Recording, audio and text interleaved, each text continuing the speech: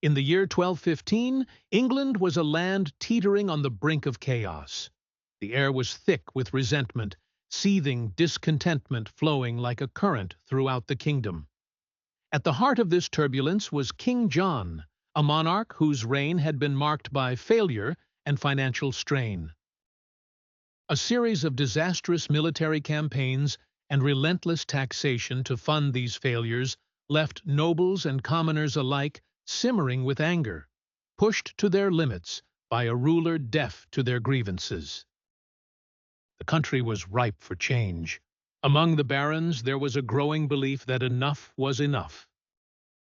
They convened secretly, hatching a plan that would secure their rights. The idea was revolutionary and unheard of for its time, a written guarantee that even the king was not above the law. Leading the opposition was Robert FitzWalter, a man who had clashed with John several times before. He and his fellow barons envisioned a document that would bind the king and his successors to respect the liberties of the land. The stakes were high, but they could smell the acrid scent of rebellion in the air, an uprising poised to spark if their demands were not met. The opportunity for negotiation came in the summer of 1215. King John, pressured and lacking allies, found himself at a disadvantage.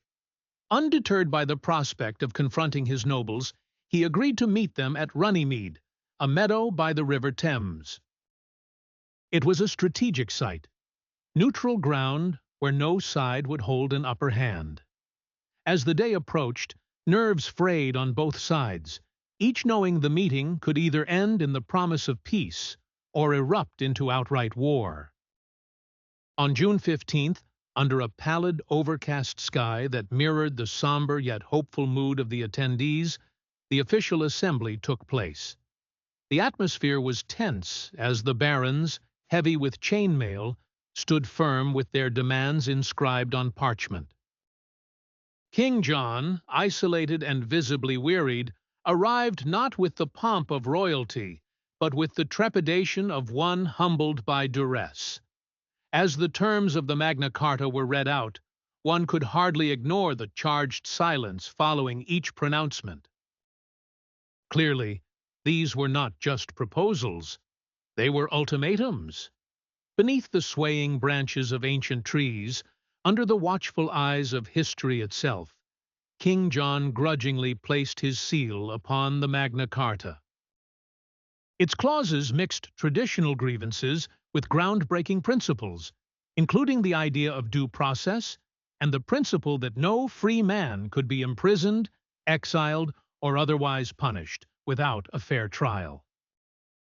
It was a world apart from the autocratic rule that had plagued the realm.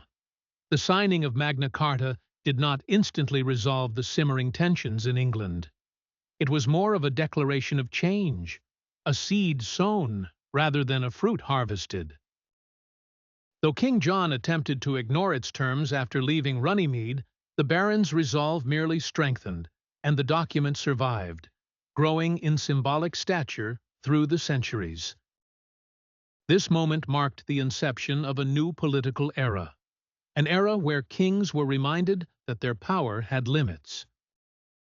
In retrospect, this historic event heralded the birth of rights that resonate to this day, echoing through time as a bulwark against tyranny and a testament to the enduring struggle for freedom.